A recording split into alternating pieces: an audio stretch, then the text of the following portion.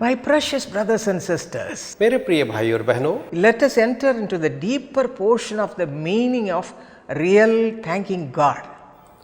आइए हम उस गहरे और गंभीर विषय पर चलें जो परमेश्वर के प्रति धन्यवादित होना है। David, with all his gratefulness, he has written like this. Dawood ने अपने पूरे धन्यवादी मन के साथ ऐसा लिखा है। If you read Psalm 103 verse 2, अगर आप भजन संहिता 103 वचन 2 को पढ़ें, bless the Lord, O my soul, and forget not all his benefits. हे मेरे मन यहोवा को धन्य कह और उसके किसी उपकार को न भूलना। Let us also do the same thing right now. आइए हम भी इस समय बिल्कुल वही करें। This is the time to count all the blessings we have received all through this year from the hands of God Almighty. यही समय है कि हम पूरे वर्ष परमेश्वर के सामर्थी परमेश्वर हाथों से जो भी आशीष पाए हैं उन आशीषों को गिने।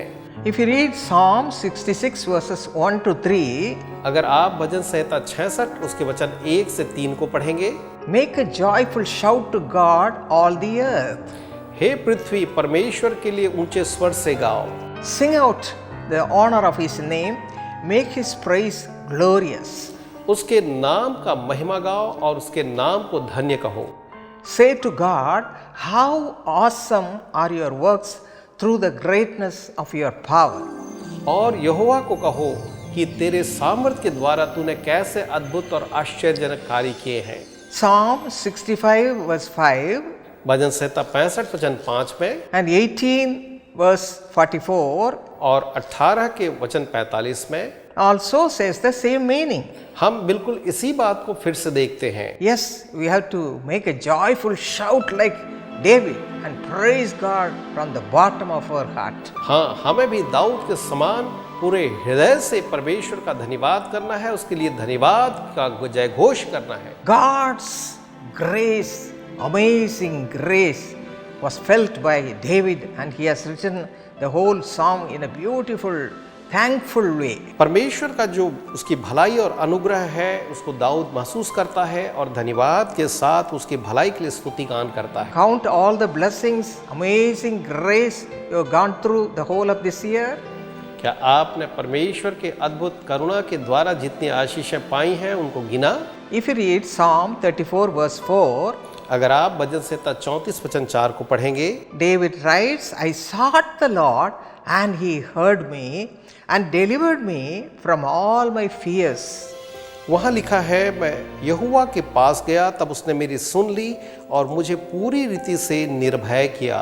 Yes, my beloved friends, we go through many kinds of fears for various reasons in our lives. हाँ मेरे प्रिय मित्रों, हम अपने जीवनों में नाना प्रकार के अलग अलग कारणों से अलग अलग प्रकार के भय के साथ जीते हैं। If we go through sickness, we have fear. Oh, what is going to happen? Will I die because of this? All sorts of fears. अगर हम रोगी हों तो हम कहते हैं, अरे ये क्या हो गया, कहीं मैं मर तो नहीं जाऊंगा, और ऐसे नाना प्रकार के भय हम में आते हैं। My child is not at all studying properly. Will he pass this year or not? मेरा बच्चा जो बिल्कुल तरीके से पढ़ाई नहीं कर रहा है वो इस साल पास होगा भी या नहीं। My husband is a very hard-hearted man. Will I have real peace in my family life? मेरा पति तो बहुत ही कठोर हृदय है, क्या सचमुच में मेरे पारिवारिक जीवन में मुझे शांति मिलेगी? We don't have enough money. We are not having the money which we had to have for spending for our children and other purposes. What are we going to do? Fear. हमारे पास पर्याप्त पैसे नहीं हैं, हम अपने बच्चों के लिए, परिवार के लिए जितने भी खर्च करने हैं हम उसे कैसे करेंगे, ये सारा डर आता है। As we read in 1 John chapter 4 verse 18, जैसा कि हम पहला यूहन्ना 4 वचन 18 में पढ़ते हैं, fear involves torment. ये जो भय है वो हमें तकलीफ या दुख देता है। But what we have to do to come out of that fear? लेकिन उस भय से बाहर निकलने के लिए हमें क्या करना है? If you read 2 Timothy chapter 1 verse 7, अगर आप 2 तिमोथी 1 वचन 7 को पढ़ेंगे, there we read like this. वहां हम कुछ इस तरह से पढ़ते हैं, The times when we go through fear, जिस समय या जिन अवसरों पर हम भय से होकर के गुजरते हैं, we have to come back and look to Jesus. हमें वापस आकर के यीशु को देखना है। He will take away all the fears from us. वो हम में से हर एक भय को दूर करेगा He will give us peace और वो हमें शांति देगा and His love, और वो अपना प्रेम हमें देगा, a divine strength, वो हमें एक ईश्वरीय बल देगा and also sound mind. और साथ ही साथ हमें वो सिद्ध बुद्धि देगा। He will change the complete situation वो पूरी स्थितियों को, परिस्थितियों को बदल दे, because we put our complete belief upon Him. क्योंकि हम उस पर अपना पूरा भरोसा रखते हैं। The Word of God says that He will give us all such blessings. परमेश्वर का वचन कहता है कि वो हमें ऐसी सारी आशीषें देंगे। And secondly, David writes in Psalm 34 verse 6, और दूसरी बात, भजन संहिता 34 वचन 6 में दाऊद जो है लिखता है, when he went through all kinds of troubles and tribulations, when he cried out to the Lord, He saved him out of all the troubles. यहाँ लिखा है, इस दिन जन ने पुकारा तब यहोवा ने सुन लिया और उसको उसके सब कष्टों और परेशानियों से छुड़ा लिया। In this world, there is full of trials and tribulation. The Lord Himself said about it in John 16:33. इस संसार में तो नाना प्रकार के कष्ट और परेशानियां होंगी।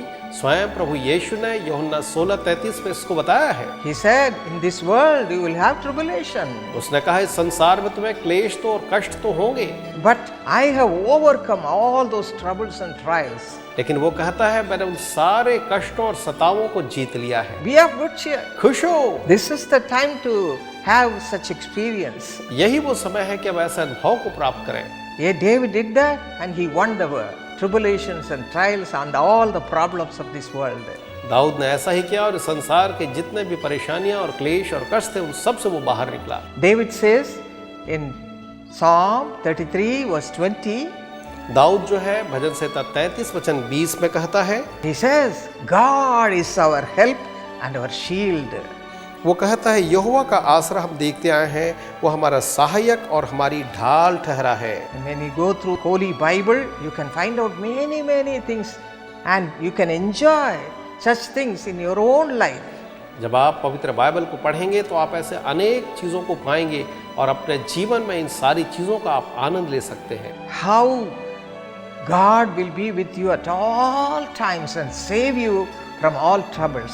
कैसे परमेश्वर आपके साथ हमेशा रहेगा और आपको हर एक कष्टों से बचाएगा। Even now, my friends, we have to count all the blessings of God one by one, and it will surprise you what the Lord has done in your life.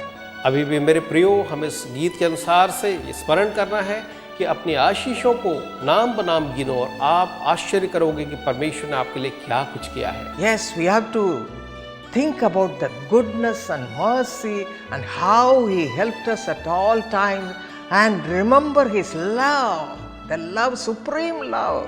It cannot be compared to anybody's love. Remember that, and we have to give Him all the glory. याद रखें, हमें परमेश्वर की भलाई और उसकी करुणा को स्मरण करना है और इस बात को कि उसने कैसे अपने सर्वोच्च प्रेम के द्वारा से हमारे जीवन में इन सारी बातों को लाया और उसे महिमा देना है। We have got few days before us. बस हमारे सामने कुछ ही और दिन बचे हैं। We have to do this every day. Count the goodness of God and say, thank you, Jesus, what all the goodness you have shown to me the whole of this year. And thank you, Lord. You have to go on thanking God. और ये जो 2-4 दिन बचे हुए हैं, इसमें आपको अपनी आशीषों को गिन करके कहना है, प्रभु प्रतिदिन आपका धन्यवाद प्रभु जी। Don't grumble all the time, this I don't have, that I don't have, and remember only the goodness you have received, and then you will be blessed abundantly. ये शिकायत ना करें कि बस ये नहीं है, वो नहीं है, वो नहीं है, लेकिन आप उसकी दया, उसकी करुणा के स्मरण करें, उसका धन्यवाद करें। My precious brothers and sisters, start thanking God. मेरे प्रिय भाई और बहनों, परमेश्वर का धन्यवाद। Start counting all the blessings. हर एक आशीषों को गिनना शुरू करें। The Lord will go before you in the new year. नए वर्ष में प्रभु आपके आगे आगे जाए। You will receive more blessings. ताकि आप और आशीषें पाएं। आइए अब बहन स्टेला दिनकरन के साथ प्रार्थना में सम्मिलित हों।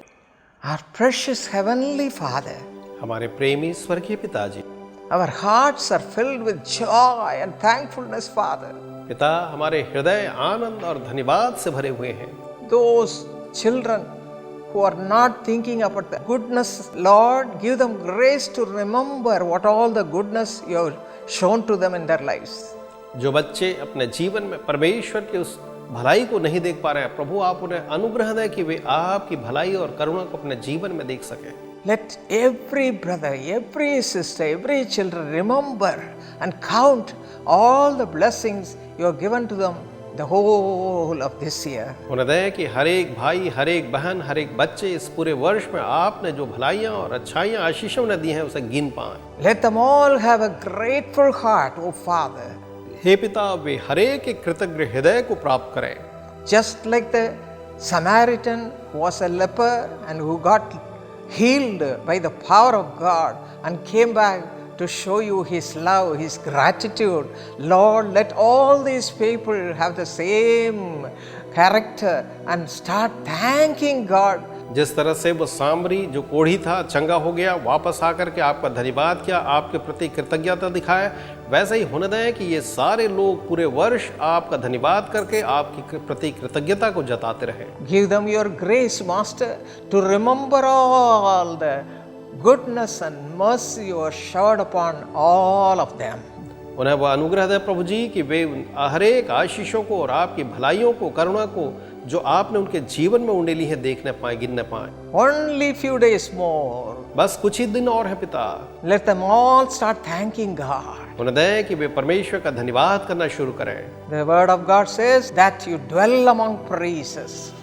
प्रभु का वचन कहता है कि आप लोगों की स्तुति के बीच में उपस्थित होते हैं। As a family, as an individual, as they start thanking you, Master, fill their hearts, fill their homes with your presence according to this promise. जब वो व्यक्तिगत रूप से परिवार के रूप में आपका धन्यवाद स्तुति करना शुरू करते हैं स्वामी, कि आप उनके जीवनों को, उनके परिवारों को अपनी आशीषों से भर दें। Let them not have a negative attitude, Master, स्वामी होने दें कि वो कोई नकारात्मक अपना एक मन न रखें, but let them receive the heart of joy, remembering the goodness and mercy of God. Let them be filled with the joy of the Lord and start praising at all times. लेकिन वो धन्यवादी हृदय के साथ परमेश्वर के आनंद से भर जाएं और हमेशा उसकी स्तुति करते रहें। Just like David, let them all praise you at all times. Dawood की तरह उनकी सहायता करें कि वे हमेशा हर समय आपकी स्तुति करें। Let your praises fill their hearts. आपकी प्रशंसा उनके हृदयों में भर जाए। And through that, let them receive the presence of God in a mighty way in their lives. And when they enter into the new year, let them start a new year with you, Father. होने दें कि उसके द्वारा उनका जीवन, उनके हृदय में प्रभु आपकी उपस्थिति भर जाए और वे आपने नए वर्ष को प्रभु जी आपकी अगुवाई में Give every one of them a grateful heart right now. इसी समय उनमें से हर एक को एक धन्यवादी हृदय दें। Let them receive the joy of the Lord. वो प्रभु के आनंद को इस समय प्राप्त करें। Let them enter into the new year with all joy and happiness and blessings of God Almighty in a new way. वे नव वर्ष में परमेश्वर के आशीषों को, उसके आनंद और उद्धार को नए तरीके से प्राप्त करके उसमें प्रवेश करें। In Jesus' name we pray. Amen.